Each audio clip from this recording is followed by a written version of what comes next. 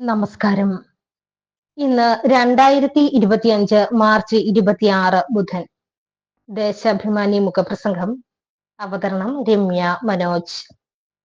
അക്രമി രാഷ്ട്രത്തെ ഒറ്റപ്പെടുത്തണം. ലോക സമാധാനത്തിന് ഇന്ന് ഏറ്റവും വലിയ ഭീഷണി ഇസ്രയേലാണെന്ന് ആ ക്രിമിനൽ വംശീയ രാഷ്ട്രം ഓരോ ദിവസവും തെളിയിക്കുകയാണ്. ഗാസയിൽ വംശഹത്യയെ ലക്ഷ്യമിട്ട് ഇസ്രയേൽ നടത്തിവന്ന കടന്നാക്രമണത്തിന് അല്പം ശമനമുണ്ടായത് അമേരിക്കയുടെ അടക്കം ഇടപെടലിൽ ജനുവരിയിൽ വെടിനിർത്തൽ ഉണ്ടായതോടെയാണ്. അത് രണ്ടാം ഘട്ടത്തിലേക്ക് കൊണ്ടുപോകേണ്ടിയിരിക്കെയാണ് ഒരു പ്രകോപനവുമില്ലാതെ മാർച്ച് 18-ന് ഇസ്രയേൽ ഗാസയിൽ വീണ്ടും കൂട്ടക്കുരുതി ആരംഭിച്ചിരിക്കുന്നത്.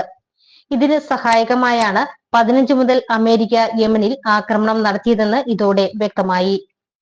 ഗാസയിലെ ജനങ്ങളെ പൂർണ്ണമായും പുറത്താക്കി ആ ഭൂഭാഗം തട്ടിയെടുക്കാൻ അമേരിക്കയ്ക്കുള്ള പദ്ധതി പ്രസിഡന്റ് ഡൊണാൾഡ് ട്രംപ് തന്നെ പരസ്യമാക്കിയിട്ടുണ്ട്. അതിനൊപ്പം വെസ്റ്റ് ബാങ്കിനെ പടിപടിയായി ഇസ്രയേലിനോട് കൂട്ടിച്ചേർക്കുന്നതിനുള്ള പദ്ധതിയാണ് യാങ്കി സയനിസ്റ്റ് സഖ്യം നടപ്പാക്കി വരുന്നത്. ഗാസയും വെസ്റ്റ് ബാങ്കും ചേർന്ന പലസ്തീൻ രാഷ്ട്രമെന്ന ലോകത്തിന്റെ സ്വപ്നം അട്ടിമറിക്കുകയാണ് ലക്ഷ്യം. അന്താരാഷ്ട്ര നിയമങ്ങൾ ലംഘിച്ചും UN പ്രമേയങ്ങളെ ധിക്കരിച്ചും വെസ്റ്റ് ബാങ്കിൽ 13 ജൂത കുടിയേറ്റ കേന്ദ്രം കൂടി നിർമ്മിക്കാൻ ഇസ്രയേൽ സുരക്ഷാ മന്ത്രിസഭ തീരുമാനിച്ചിട്ടുണ്ട്. ഇസ്രയേലിലേക്ക് കുടിയേറുന്ന ജൂതർക്ക് പാർപ്പിടങ്ങളും ആശുപത്രികളും അടക്കം എല്ലാ സൗകര്യങ്ങളും ഉള്ളതായിരിക്കും ഇവ. ഇതിനായി വെസ്റ്റ് ബാങ്കിൽ നിന്ന് പലസ്തീൻകാരെ തുരത്താൻ നിഷ്ഠൂരമായ ആക്രമണങ്ങൾ കുടിയേറ്റക്കാരും ഇസ്രയേലി സൈന്യവും നടത്തുന്നുണ്ട്. ഇത്തവണ ഓസ്കാർ പുരസ്കാരം നേടിയ ഇസ്രയേലി പലസ്തീൻ ഡോക്യുമെന്ററി നോ അതർലാൻഡ് സംവിധായകൻ ഹംദാൻ ബലാലിനെ മുഖംമൂടി ധരിച്ചെത്തിയ അനധികൃത കുടിയേറ്റക്കാർ ചൊവ്വാഴ്ച വെസ്റ്റ് ബാങ്കിൽ ആക്രമിച്ചത് ഒരു ഉദാഹരണം. തലയ്ക്ക് മാരകമായി പരിക്കേറ്റ ഹംദാനെ ഇസ്രയേലി പട്ടാളം ആംബുലൻസ് തടഞ്ഞ് പിടിച്ചുകൊണ്ടുപോയി. ഹംദാന്റെ സംവിധാന പങ്കാളിയായ ഇസ്രയേലി ചലച്ചിത്രകാരൻ യുവാൽ അബ്രഹാമാണ് ഇക്കാര്യം എക്സിലൂടെ ലോകത്തോട് പറഞ്ഞത്. ജനുവരി 19-ന് വെടിനിർത്തൽ കരാറിലെത്തിയ ശേഷം പലതവണ ഇസ്രയേൽ അത് ലംഘിച്ച് ഗാസയിൽ ഒറ്റപ്പെട്ട ആക്രമണങ്ങൾ നടത്തിയിരുന്നു. എന്നാൽ 18-ന് കനത്ത തോതിൽ ആക്രമണത്തോടെ ഏകപക്ഷീയമായി യുദ്ധം പുനരാരംഭിച്ചു. തുടർന്ന് 8 ദിവസത്തിനിടെ 1000-ഓളം പേർ കൂടി ഗാസയിൽ കൊല്ലപ്പെട്ടു. 2023 ഒക്ടോബറിൽ ആരംഭിച്ച ഇസ്രയേൽ കടന്നാക്രമണത്തിൽ നേരിട്ട് കൊല്ലപ്പെട്ടവരുടെ എണ്ണം ഇതോടെ 500,000 കടന്നു. അവിടുത്തെ ആകെ ജനസംഖ്യയിൽ 2.1% വരും ഇതെന്നാണ് BBC റിപ്പോർട്ട്. ഇതുകൂടാതെ കാണാതായവരിൽ 10,000-ലധികം ആളുകൾ തകർന്ന കെട്ടിട അവശിഷ്ടങ്ങൾക്കിടയിൽ ഉണ്ടാകുമെന്നതിനാൽ ആകെ മരണസംഖ്യ 61,700 കടന്നതായാണ് ഗാസയിലെ സർക്കാർ കണക്ക്.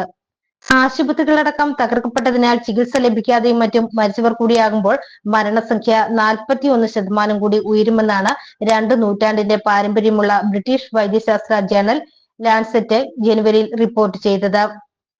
ഇസ്രയേലി ആക്രമണത്തിന്റെ യഥാർത്ഥ ഭീകരത പുറം ലോകം അറിയുന്നത് തടയാൻ മാധ്യമ പ്രവർത്തകരെയും ഉന്നമിട്ട് കൊല്ലുകയാണ്. ഒരാഴ്ചക്കിടെ ഗാസയിൽ കൊല്ലപ്പെട്ടവരിൽ 10 മാധ്യമ പ്രവർത്തകരുണ്ട്. വെടിനിർത്തലിന് മുമ്പുള്ള 15 മാസത്തിനിടെ 173 മാധ്യമ പ്രവർത്തകർ കൊല്ലപ്പെട്ടിരുന്നു.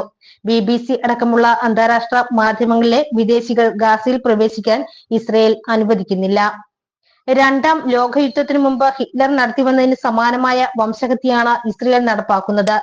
ഈ ഭ്രാന്ത് അവസാനിപ്പിക്കണമെന്ന തങ്ങളുടെ അഭ്യർത്ഥന ലോകം ചെവിക്കൊള്ളാത്തതിൽ ദുഃഖം പ്രകടിപ്പിച്ച ഒരു UN ഉദ്യോഗസ്ഥൻ പറഞ്ഞത്, വിരാമമില്ലാത്ത ഇസ്രയേലി ആക്രമണം നമ്മുടെ സാമൂഹ്യ ബോധത്തിന്മേലുള്ള രക്തക്കറയാണ് എന്നാണ്. ഇസ്രയേലിന്റെയും അതിന് എല്ലാ ഒത്താശയും ചെയ്യുന്ന പാശ്ചാത്യ രാജ്യങ്ങളുടെയും ഉപരോധം മൂലം അവശ്യ സാധനങ്ങൾ പോലും കിട്ടാനില്ലാത്ത ഒരു ജനതയാണ് ലോകത്തിലെ ഏറ്റവും വലിയ സൈനിക ശക്തികളിലൊന്ന് വേട്ടയാടുന്നത്. ആദരണീയനായ നെൽസൺ മണ്ടേലയെ പോലും അമേരിക്കയും ബ്രിട്ടനും മറ്റും ഭീകരനെന്ന് മുദ്രകുത്തിയ അനുഭവം ലോകത്തിനുണ്ട്. ഒടുവിൽ ദക്ഷിണാഫ്രിക്കയിലെ വർണ്ണവെറിയൻ സർക്കാരിനെ ലോകം ഒറ്റക്കെട്ടായി ഒറ്റപ്പെടുത്തിയപ്പോഴാണ് മണ്ടേലയുടെ ജനതയ്ക്ക് സ്വാതന്ത്ര്യം ലഭിച്ചത്. അതിന് സമാനമായി ഇസ്രയേലിനെ നിലയ്ക്ക് നിർത്താൻ സാധിച്ചില്ലെങ്കിൽ ലോകം വലിയ വില നൽകേണ്ടി വരും. ദേശാഭിമാനി മുഖപ്രസംഗം ഇവിടെ പൂർണ്ണമാകുന്നു. നന്ദി, നമസ്കാരം.